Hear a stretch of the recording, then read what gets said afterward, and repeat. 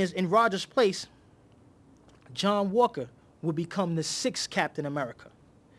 Now, at the same time, Smith being also the adamant businessman that he was, he would turn around and he would create vast enterprises and business ventures and so on and such.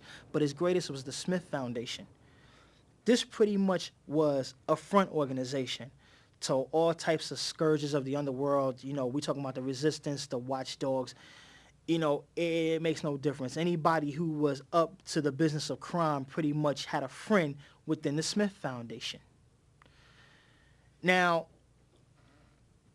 with Walker in his role as Captain America, he showed himself being too far beyond restraint. He was too violent for the job. So the government, seeing this, they removed him from his position. And also the government would find out that John Smith was actually the Red Skull. So now Smith's cover was also blown. But the government now having to tuck their tail between their legs and run back, they found their boy Steve Rogers and they convinced him to come back. Rogers resumed his role as Captain America once again. Now, as for the Smith Foundation, pretty much that continues to stay in operation, believe it or not, even though that John Smith is nowhere around. It continues to front, you know, for vast criminal and terrorist organizations. Now, as for Cap, he's back in the fold once again, crime fighting, putting up the good fight. And on one occasion, Cap gets caught in a crystal meth lab explosion. And the chemicals from that explosion began to seep into his body and destabilize the super soldier serum that was in his bloodstream. Cap found his body deteriorating fast. Now, Cap would then begin to put himself into a real extensive and intense exercise regimen. At the same time, he was also forced to wear exoskeletal suit to try to counter the deterioration process, but it wasn't working. When worse came to worse, he had to be placed in suspended animation and remain frozen pending a cure.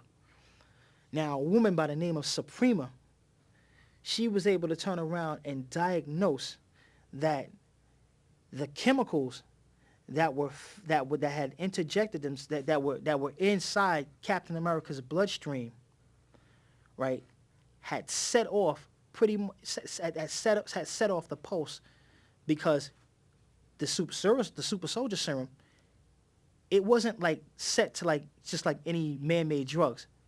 That serum created a symbiotic virus within Cap's bloodstream, and now with the methamphetamine chemicals in his body, pretty much now that virus had become mutated, and this is the reason why Cap began to find himself on a chopping block, and he was coming close to death each and every day. Suprema found out what the cause was, what was happening, so she got together and she would eventually find a cure. Now, at this same time, the Red Skull, his body began to go through the same changes. He began to deteriorate and decay as well. He found out about Suprema's, through information, he found out about Suprema's cure, and when he showed up on the scene, Suprema was just about to inject Captain America with that cure. The Red Skull finds her, he snaps her neck, he kills her, and he takes that cure, and he puts it on himself. Steve Rogers, out of the loop. He's frozen. He remains frozen. Now, back to Sharon Carter. Well, believe it or not, folks, she's still alive. And at the time, she was being held captive by a dictator by the name of Tap Kwai. Now, using her resourcefulness, she was able to turn around and break out of Kwai's prison and make her way back here to the United States. Once she returned back, she found out she was able to encounter a group of neo-Nazis who was about to use a reconstituted version of the Cosmic Cube and try to resurrect Adolf Hitler with the pretense of once again taking over the world. So Carter would turn around and set out to stop this. And believe it or not, this would lead her down a road that she would never expect and pair her with an ally who she never thought she'd be paired with. she was able to turn around and come across and find out the whereabouts of the Red Skull.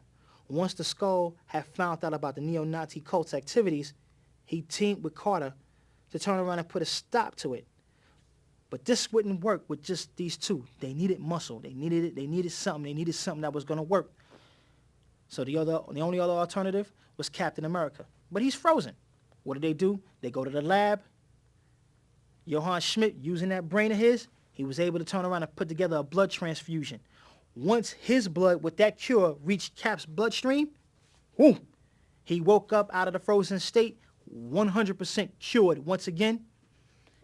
And now they was out to stop the neo-Nazi cult, and they succeeded at stopping the neo-Nazi cult.